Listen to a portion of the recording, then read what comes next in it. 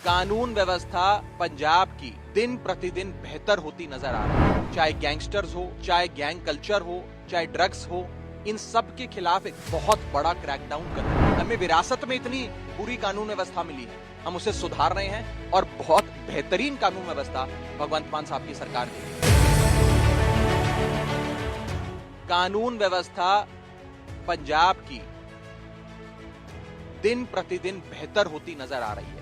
पंजाब के अंदर भगवंत मान सरकार ने कानून व्यवस्था को बेहतरी की ओर डाला है और अब सरकार पूरी मजबूती से पंजाब के अंदर चाहे गैंगस्टर्स हो, चाहे गैंग कल्चर हो, चाहे ड्रग्स हो, इन सब के खिलाफ एक बहुत बड़ा क्रैकडाउन कर रही है। और भगवंत मान सरकार का एक ही लक्ष्य है कि पंजाब के अंदर लॉ एंड ऑर्डर स्थिति को अव्वल नंबर पे किया जाए, एक नंबर पे किया जाए। और आने वाले समय में आप देखेंगे ये होगा।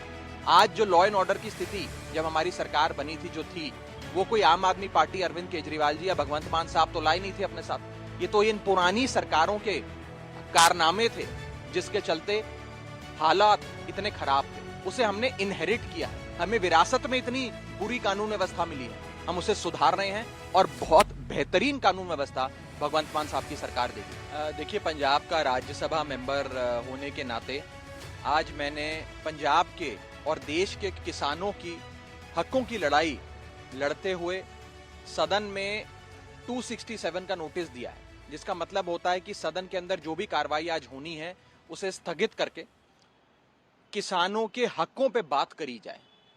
आज देश का किसान हमारा अन्नदाता है, देश का पेट भरता है। पंजाब को खास तौर पे फूड बोल ऑफ इंडिया कहा जाता है। आज पंजाब का किसान अगर अपनी खेती बाड़ी बंद कर दे तो कहीं ना कहीं देश में खाने की समस्या हो जाएगी, अनाज की समस्या हो जाएगी। और देश के किसान, पंजाब के किसान के कुछ अहम मुद्दे हैं जिसको केंद्र सरकार नजरअंदाज कर रही है। 3 बड़े मुद्दे आज मैंने सदन में उठाने के लिए नोटिस दिया है। पहला मुद्दा कि एमएसपी को कानूनी गारंटी देने के लिए कमेटी बनाई जाए।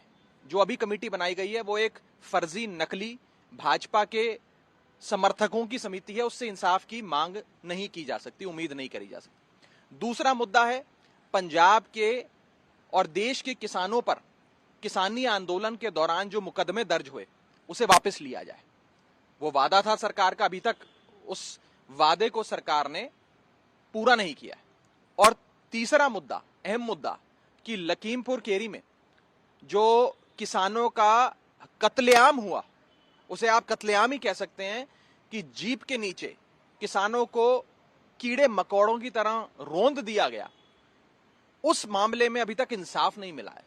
उस मामले में इंसाफ की मांग करते हुए आज मैंने सस्पेंशन ऑफ बिजनेस का नोटिस सदन में दिया है और उम्मीद करता हूं कि सरकार संवेदनशीलता दिखाते हुए देश के किसानों के मुद्दे पर आज बहस कराएगी। आप लोग जो मांग कर रहे थे उसमें आपके 3 साथी सांसद बीते दिनों सस्पेंड भी हुए थे बीते हफ्ते के लिए।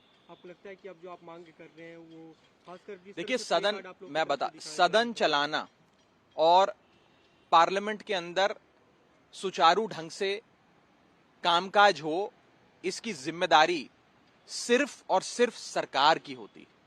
यहां तक कि अरुण जेटली साहब जब लीडर ऑफ ऑपोजिशन हुआ करते थे, वो कहा करते थे कि प्रोटेस्ट करना भी लोकतंत्र में जरूरी है ताकि सरकार आपकी बात सुने।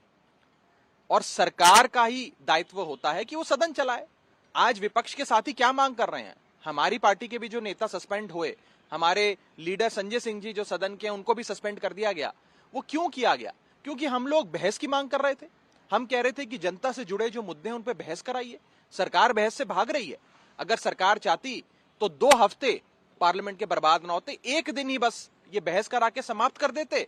बाकी सारा समय सरकार की जो भी कानून उन्होंने लाना था, लेजिस्लेटिव बिजनेस लाना था, उस पर कामकाज होता। लेकिन सरकार की मंशा नहीं लग रही है सदन को चलाने की। एक पंजाब का मुद्दा है, मलेरकोटला में आम आदमी पार्टी के काउंसलर का मर्डर हो गया था बीती रात और उसमें पुलिस की तरफ से कहा गया कि कोई अनआइडेंटिफाइड। देखिए, उस विषय में पुलिस बहुत जल्द आपको ब्रीफिंग देगी। जहां तक मेरी जानकारी, शायद उसके पूरी वारदात के मास्टरमाइंड को पुलिस ने पकड़ लिया है, पूरा केस ट्रैक हो गया है और बहुत ही फास्ट एक्शन पंजाब पुलिस ने लिया है और उस पर बहुत जल्द वो आपको अधिकृत बयान भी देंगे। कानून व्यवस्था